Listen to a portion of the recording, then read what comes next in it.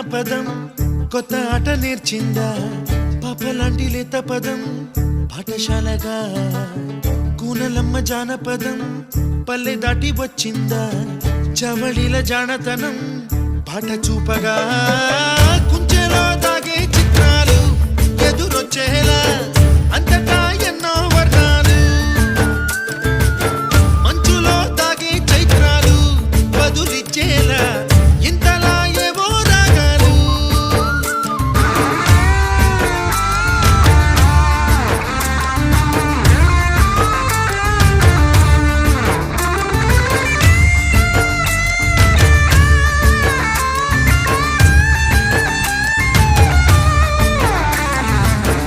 ఆకతాయి సందడిగా ఆగలేని తొందరగా